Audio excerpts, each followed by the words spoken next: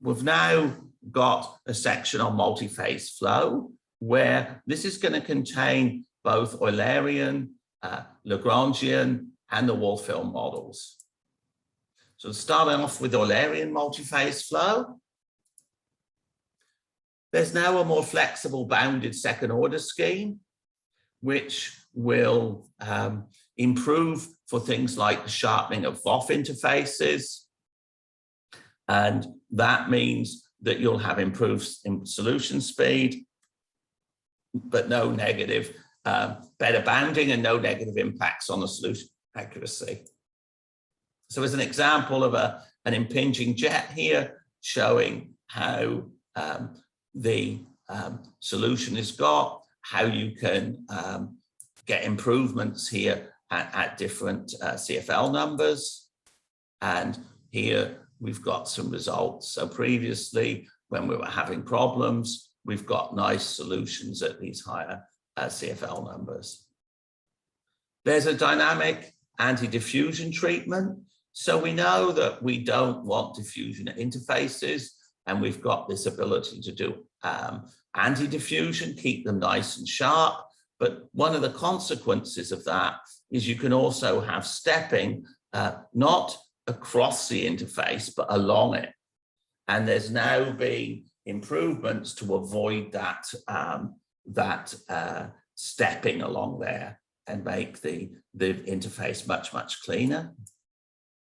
There's an instability detector for hybrid NEDA. So with NEDA, you go along and you're trying to do it non-iteratively, the solution. With hybrid NEDA, you have some degree of iteration. Now you can detect when things are getting less good on the solution and go in there and go to hybrid NEDA. And what that will do here is this is optimized so that it reduces the time at which you're doing all these extra iterations, and therefore that improves your performance. And there's been improved adaptive time stepping, especially to go when you're moving between the different models. So perhaps from Eulerian Wall-Film to VOF and DPM back to VOF. It's now got better control of time steps automatically. So that's a great user improvement. On the discrete phase modeling front, quite a few things have happened. So there's two main ones that are both really things that have been brought across from CFX and have plugged a couple of gaps in Fluent. So to do with coordinate systems and to do with controlling injection of particles. So let's look through them. First of all, you can have a local reference frame now. So once you've created a reference frame, you can use that within the injections and be able to very easily set up instances of injections in a different frame. So here's an example where there's 4 frames set and setups have been moved between them, and then say the angle of the cone has been changed here. So it's very easy now to have a setup translated around or rotated around or whatever, anything you can do with an injection frame. The other thing is the ability to control your surface injection. So traditionally in Fluent, a particle is injected from the centroid of every cell, whereas in CFX, you could choose the number of particles that you injected on a face, and that was done randomly. That's been a beta feature for a while. Now it's a fully released feature. So when you choose a surface, you can switch on randomized injection, and then you'll get a pop-up box in here, which will tell you how many particles, or where you set how many particles that you're going to inject. There's volume injections has been fully released with some bounding geometries here. So it's much easier to set particle regions up where we want to have discrete particles. It's compatible with DEM, but that's still a beta feature. The high resolution particle tracking is on by default. So that gives you improved robustness and accuracy. It's compatible with overset meshes. So this will always be on when you generate a new setup. And you can see from these examples here, as you cross through cells, you get much better continuous behavior. Also, you should see far fewer lost particles. There's a linearization for when you've got one of the mixture fraction models enabled with DPM, and that linearization helps tremendously with achieving convergence. For DDPM, we saw earlier that you can have wall injections now. So if you want to model all these holes in a injector, you can actually just model them using wall injection. You don't actually have to mesh this up and put all the detailed hole geometries there. And this is how you go about doing it. You switch on your perforated walls. You can choose how you do this. And you can set your mass flows. So it's a very easy workflow for doing that. For granular materials with DDPM, there's a few new drag laws. So these have been around for a while. In the Euler granular method, you can now include them in the DDPM model. And you can see here they've been checked against the two models, and they give identical results as you'd expect. For wall films, there's just been a couple of improvements here. So when you've got a Lagrangian wall film, so this is a wall film where particles have sat on a surface and you want to be able to do things there. So you might have droplets sitting there that are going to transfer heat, etc. Well, you've got now the option of setting an offset critical transition temperature for things to happen, like for film formation or splashing. In the Eulerian wall film model, the main change is that there's now a higher order integration scheme for the time derivative.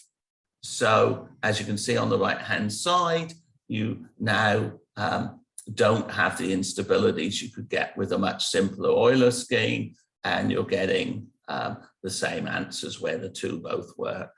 So that's a good thing. Also, the Eulerian wall film is now compatible with adaptive meshing, which is nice, so that when you're adapting the volume mesh and it adapts on the wall, this will also take that into account. So that's the end of our multi-phase update. There's a couple on turbulence and heat transfer to go through, and we're almost done. So on the heat transfer front, for the discrete ordinate model, there's now acceleration when you've got periodic boundary condition. So when you could accelerate that before, you can now do that when you've got periodic boundary conditions set. And there's an option to do mesh clustering when you want to calculate view factors. So if you've got a very fine mesh and you're trying to calculate view factors, you can cluster cells together in that process.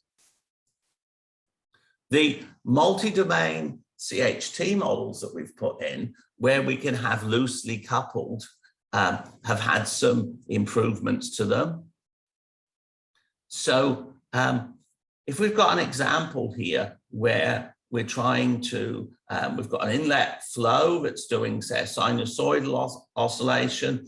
If we've got a solid heating up, then that will, if we do it fully coupled, it will follow the details of the gas phase. But if we use this loosely coupled, which is much cheaper to do, we'll basically get the trending upwards still and reach the same quasi-steady state here.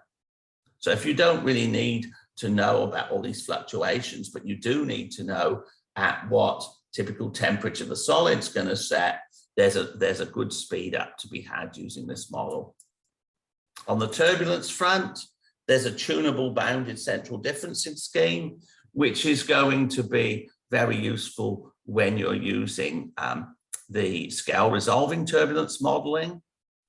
So the reason we have to do this is you need to avoid generating artificial compression or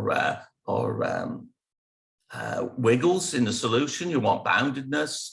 So pure central difference has an alpha in the scheme of 0, but we know that that's going to introduce wiggles. A exactly bounded scheme has got an alpha of 1.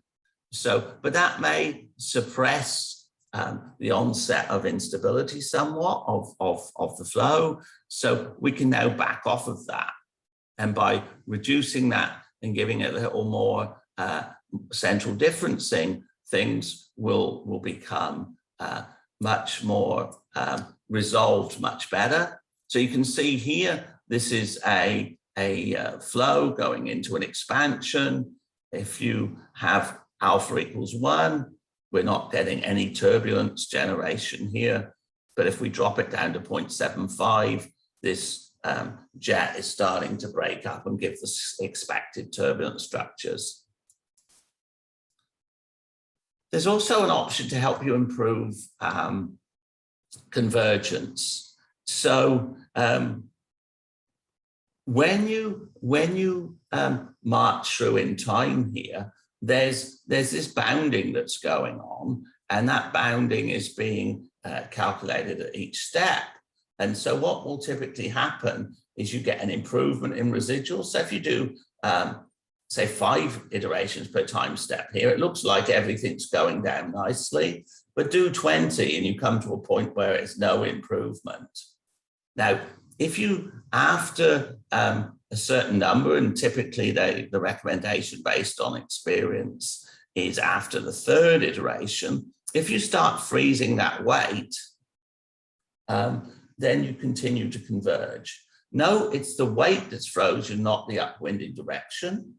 So you still get a very physical solution, but now it's allowing it to converge properly at each time step. There's an algebraic transition model.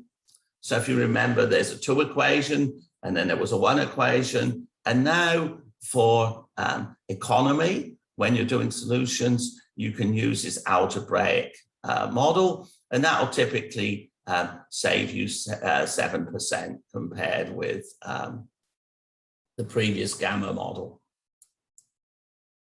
There's an enhanced wall treatment when you're using the realizable K epsilon there, and that's been released as a release feature. It was a beta feature. So when you're using realizable K epsilon with stress blended, you've got this improved treatment there.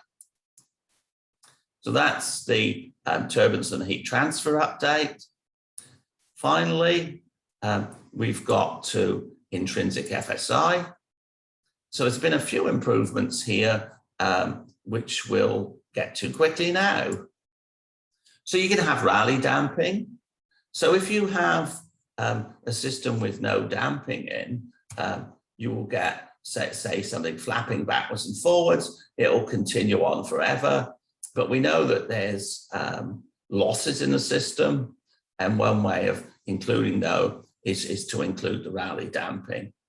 And you can see here that Fluent and our mechanical solver have been compared to make sure that you're getting the same results for both of them. You can start looking at thermoelasticity in an axisymmetric model. And so you've now got some elements that present to be able to look at what happens. For example, when you've got a steel ring around an aluminium pipe here, and you want to look at how that affects the stressing. And last but not least, I should say, expressions have moved across into the intrinsic FSI model. So now you can start using expressions when you want to set up forces and displacements, etc., which means you no longer have to write a user-defined function to do that. So that's a really nice usability feature for this model. And with that, that's the end of the update. Thank you.